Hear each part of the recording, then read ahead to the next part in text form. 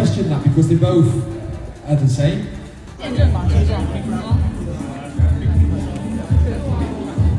Great, guys.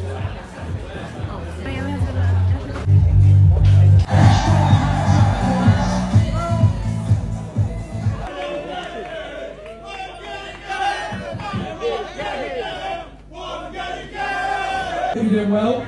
All right. I gave the opportunity at that platform to do that, so then go on, you know, for a few seasons of being there, the inspiration to play. Leading up to it, and once he's put it in the back of the net. It's been amazing. Commanding numbers as well. Indeed, they have. Take a look.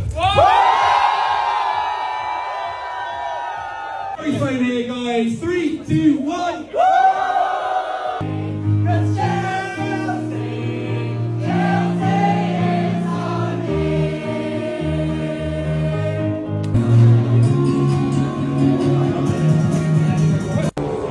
To talk about the man that is impressing me throughout this pre-season is the new signing, Pstro. It doesn't matter if he's played right wing back today, he played left wing back. This guy is a functional footballer. When he moves and he's in his groove, he's very like a Lego kind of character. And I know that will give you some sort of trauma and PTSD from Liam Rossini, but work with me here. He kind of moves in a very boxy, robotic-y kind of way, but it works. The guy is quick across the ground. He's relentless. He keeps driving at his opposition defender. He keeps driving forward. He provides an overlap on both sides for his wingers, his inside 10s, and he's not afraid to use his left foot. In fact, he is dual-footed. We saw him do a little flip-flap the other day on the left foot. We're seeing cutbacks off the left foot. We know he can use his right constantly and consistently with the pass. It gives us way more options in build-up play. When he receives the ball, he can turn to go inside the pitch, outside the pitch. He just looks comfortable in all phases that he needs to be on either flank. What a versatile individual this is going to become potentially for us next season, to go on the left or on the right. We've got people that maybe on the wing, Quenda, Neto will play on the right, give more of an attacking impetus. He funnels back into the back four off the left. If he wants to go and play on the right, we've got the new signing that we just signed from Rayo Vallecano that can go and play on the left. He just opens up so many options and so many doors. I'm really, really impressed with him, man. Obviously, defensively as a wing back, he might get challenged here and there in the Premier League and he might, you know, get caught out. We don't know. But I like the enthusiasm. In the pre-season so far, I really like the willingness to participate in all phases and get involved. And he's a threat. Really impressed with Pstro, man. Look, lots happening in the transfer window. Chelsea confirming Jordan Henderson. Yeah. Yesterday, 2-year deal at the Bridge. This is on the back of Danny Welbeck as well. Now, look, I mean, Jordan's not going to play, is he? Apart from maybe FA Cup, League Cup. Yeah, I don't think he will, but he's still an option, isn't he, Jeff? To bring on, like, see a game or. And we seen with the World Cup, didn't we? He didn't really play much, obviously. Hurt his arm in that incident after Mexico. But is he a player that everyone's been calling out for Chelsea to sign more experienced players? Does the changing room need a Jordan Henderson to sort it out? Yeah. You know, quite a young squad of players. Is he there? 2-year deal, probably not crazy money. Xabi Alonso understands the Premier League, spent so much time at Liverpool. He needs a senior figure to go and make sure he's on top of the changing room. Is he going to be the voice, sort of the captain of that dressing room? And I can see why it makes sense.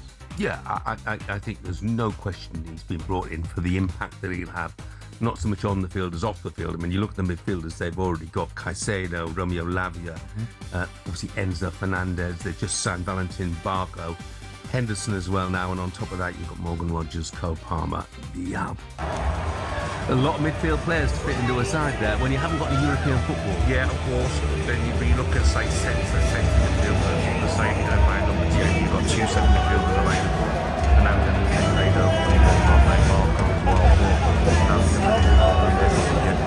Would he get through a season? So, if you've got another injury to Rado, you might be going to starting more games. I think Morgan Rogers actually showed in the World Cup can play further. He's not going in there with any expectations to be starting Premier League games. But can you come on, see it out? Can he sort out that dressing room? Because you're going to have that a bit of, not division, but you've got the 2 Argentinian players now. You've got Morgan Rogers coming in. You've got Welbeck. And can he make sure everything's rosy in the dressing room? When you were at Villa, was there anybody like that in the dressing room? Maybe didn't play every week, but was seen as a leader? Me? I'm joking.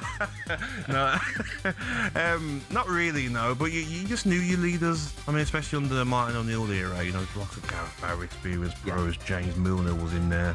You know, we had Stuart Downing, James Collins, Richard Dunn, Shea Given. There was a lot of those players that would captain the side without having the armband. But I do think, how many times have we been saying it, Jeff? Chelsea need to look at more experience. Maybe we didn't think mid-30s, maybe thinking late 20s, but I understand Jordan Henderson. There's a reason why every manager he works under loves him. There's a reason why Thomas Tuchel loves him and put him in the squad. And I'm sure he'll help that Chelsea dressing room, because they have to. With no European football, minimum is top 4. Oh, yeah. Anything else is a dreadful season for me. They have to finish the top. Yeah, look, I think it's quite an exciting season in prospect for Chelsea. Kevin Nolan was alongside Alex Crook on the mid-morning show yesterday. He thinks Alonso is trying to re-establish some standards at the club with his new signings. 2 lads who've got, you know, Danny Welbeck come from one of the biggest clubs in the world, in Manchester United, you know, and sort of in the last couple of years revitalised himself, I should be saying, at Brighton. Knows João Pedro. They had a fantastic relationship there, so he'll know that. And then Jordan Henderson, you know, who we all know what he done at Liverpool and had a fantastic career there. Come back to Brentford last year and played a major part in them having a really strong season. So, and I think what it is, it's not just what they can provide on the pitch, it's what they can provide off the pitch and show these young lads the right way and the right career path to take and the right choices. Because, you know, a lot of the lads, although they're earning lots and lots of money, they don't see probably what success is yet. And you've got 2 lads who probably, you know, who've won the title, know what it's like to win titles, played in Champions League year in, year out. Yeah, Kevin Nolan's views, which I think we probably concur with. Jill's texted, said, sick of this Henderson narrative that he's needed more off the pitch. What does that say to developing youth players? It's ridiculous. Well, Chelsea, when they develop youth players, they tend to sell them, don't they? Yeah, they don't really play model much of the club, but you do need an old head or two, don't you? And Danny Welbeck, I don't think he quite fits the same category. I think he'll play more. 100%. I think he'll score goals for them as well. But he too, I think, has been brought into a degree because he's a good character. Yeah, 100%. And even little things like, he knows João Pedro, in the sense that they play together. Can he help get more out of João Pedro? You've got young players like Gittins in there still. There's players in that squad that they need that leadership, Jeff. You know, they're looking around and they're saying, well, we're all the similar age. Yes, Reece James, but Reece James doesn't look like that sort of fiery character. Like a Jordan Henderson, he's going to make sure the standards in training are there. Danny Welbeck as well. They'll have the license from the manager as well.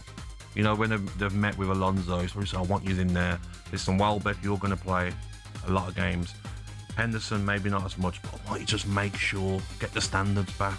All I've been hearing before I joined the club as the manager was, you know, maybe the dressing room isn't great, maybe there's little cliques, and that's definitely going to be needed. The only problem I've got is, how will Henderson come in and maybe start bossing around the likes of Enzo, you know, World Cup winner? He's got a bit of a chip on his shoulder, maybe. Look what's happened in the World Cup. That'll be interesting to see. Yeah, especially as he's got his Argentinian mate there as well now, Barco. I know. Maybe come in with a picture of Bellingham. Yeah. Maybe Henderson can put Bellingham on a shirt on his first day. The Mail this morning says, Chelsea's pre-season tour has reached its final destination, and this time, the Blues have landed in Malaysia. After traveling across Asia and completing several important pre-season fixtures, Chelsea have now arrived in Malaysia for what will be their final pre-season test before heading back to London. And waiting for them is Johor Darul Ta'zim. As the Chelsea squad arrived, the reception from Malaysian supporters was incredible. Fans gathered to welcome the players, with Chelsea shirts, flags and phones everywhere as supporters tried to catch a glimpse of their favorite stars.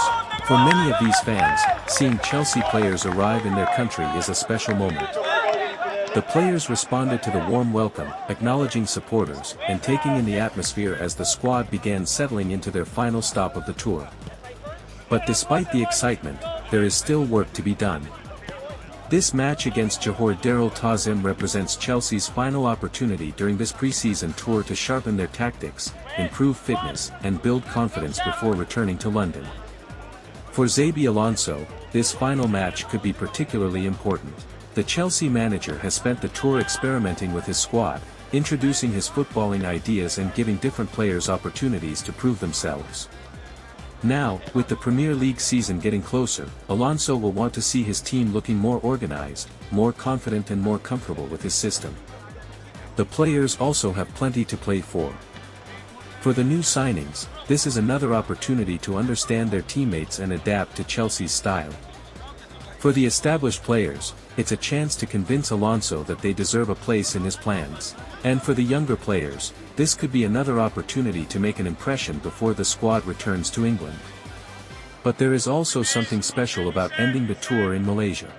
Chelsea have received incredible support throughout their journey across Asia, and the reception from Malaysian fans is another reminder of just how global this football club is.